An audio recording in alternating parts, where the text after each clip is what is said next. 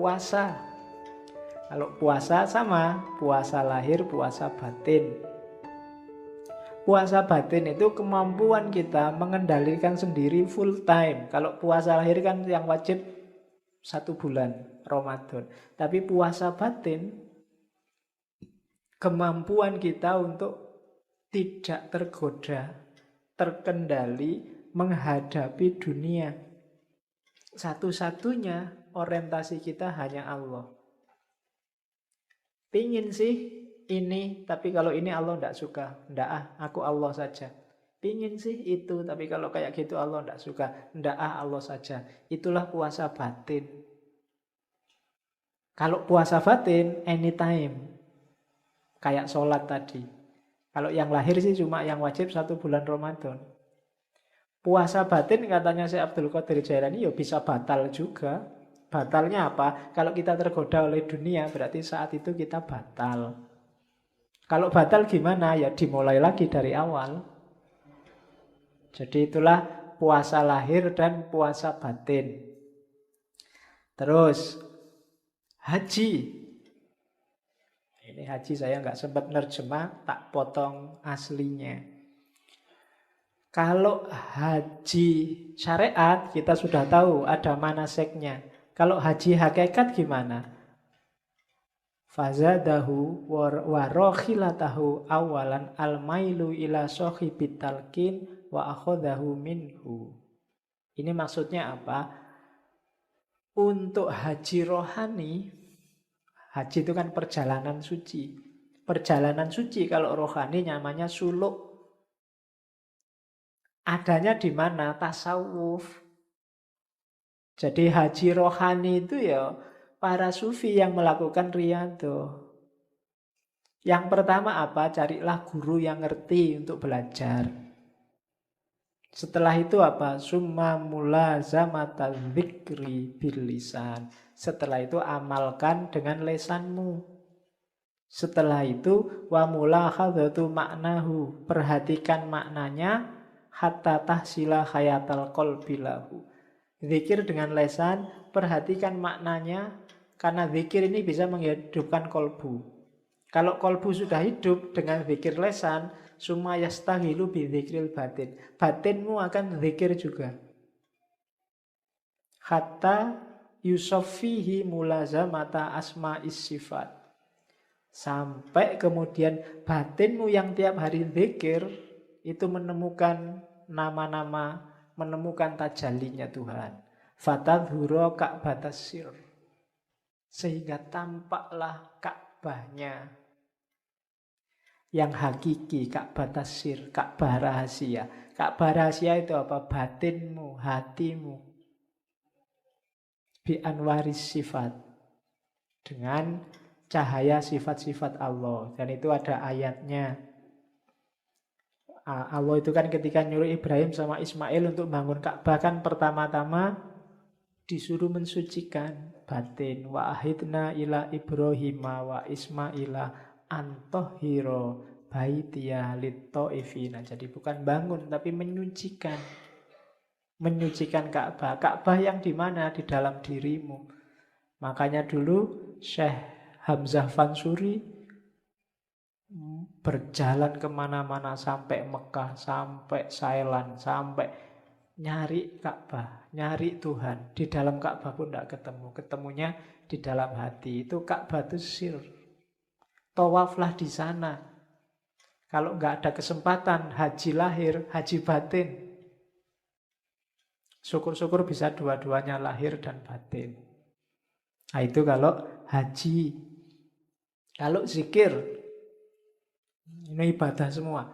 Kalau zikir, enggak saya baca ya, langsung ringkas. Ada zikir lisan, ada zikir nafas, ada zikir qalb, ada zikir ruh, ada zikir sir, ada zikir khafi, ada zikir ahfal khafi.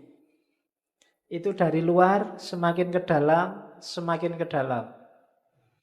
Saya jelaskan agak cepat, nanti dengarkan rekamannya lagi.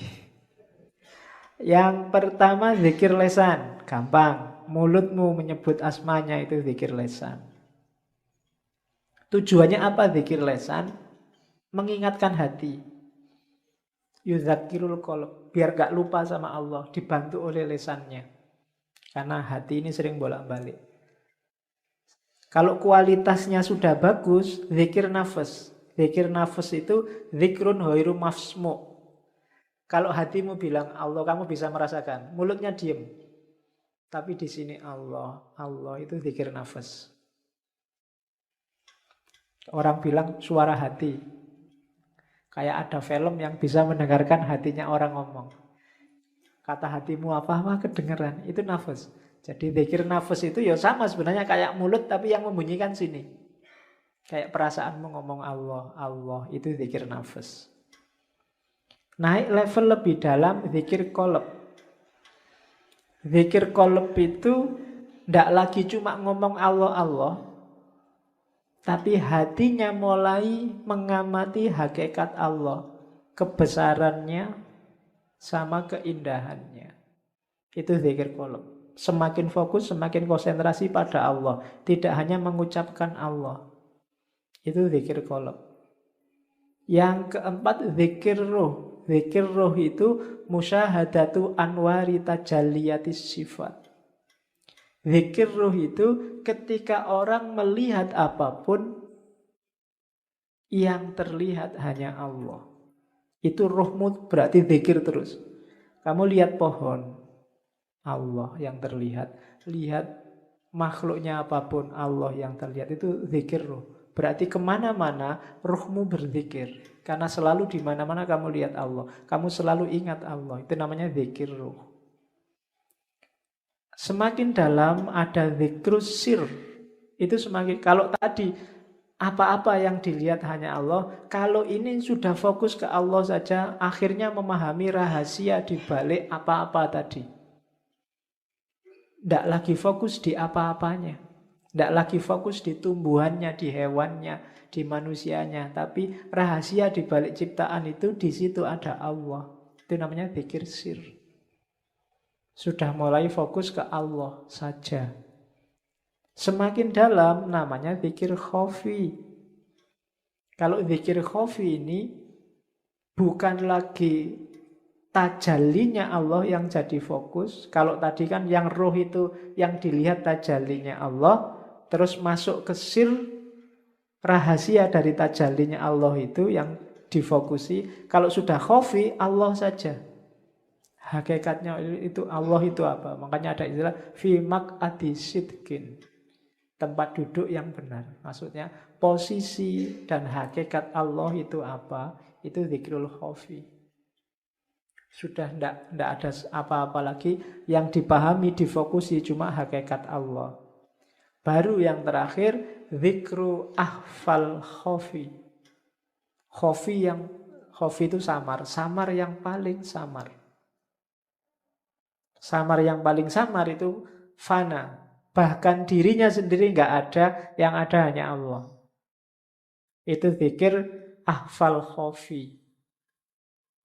Dan 7 level zikir ini sifatnya hierarkis.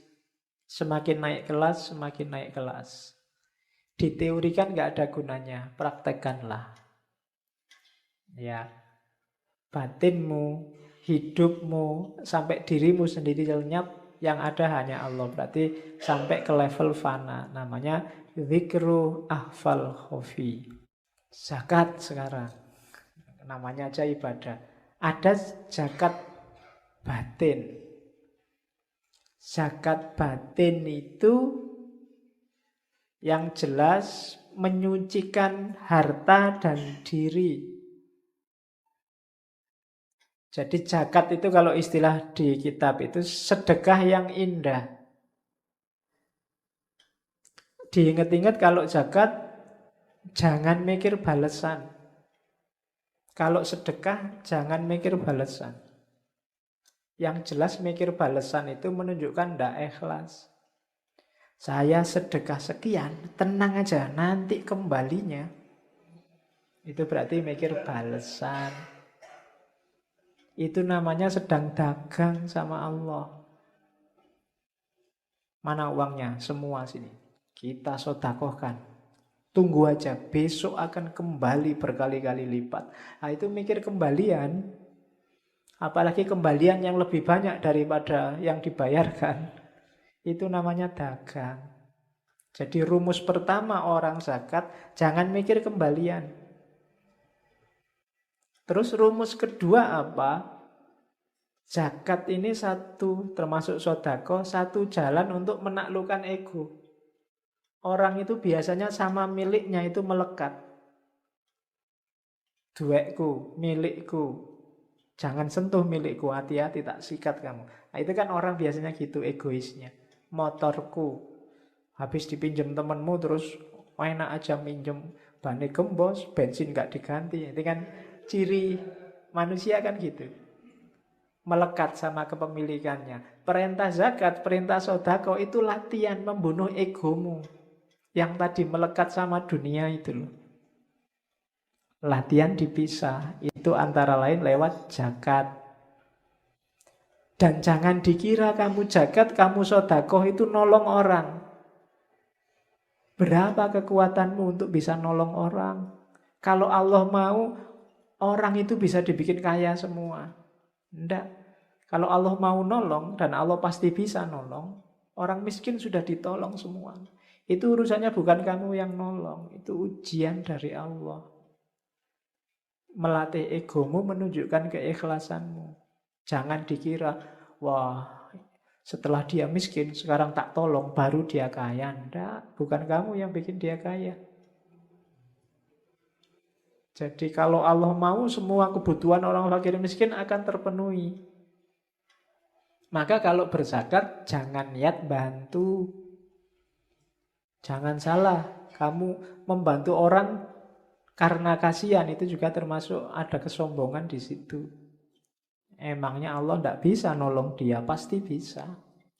Maka kalau kamu zakat, niatilah lillahi ta'ala. Karena Allah merintah saya zakat. Kenapa? Oh, aku itu cuma hambanya Allah kok. Kalau aku punya sesuatu itu berarti titipan dari majikanku. Siapa? Allah. Hamba itu kan tidak punya apa-apa. Dia miliknya majikannya. Maka semua yang dimiliki hamba itu hakikatnya titipan dari Allah. Tidak layak kita merasa itu hak milik. Dan seorang mukmin sejati tidak pernah mikir selain Allah. Maka apapun yang terjadi dengan dunianya, termasuk berkurangnya hartanya, bagi dia sama sekali nggak masalah. Tidak menggelisahkan.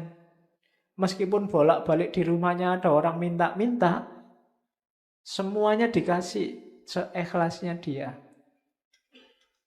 Kan kita sering kan ada orang minta, orang ngemis lah, ada orang di rumah, orang ngamen lah. Yang sering bikin kita sebel itu kan.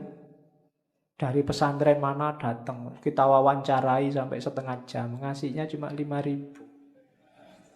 Ini pesantren mana, buktinya mana, suratnya dari Pak RT mana suratnya itu. Nanti akhirnya, wah saya tidak percaya nih mas, ini untuk ongkos saja 2.000. Sering kan kita gitu, pelitnya kita.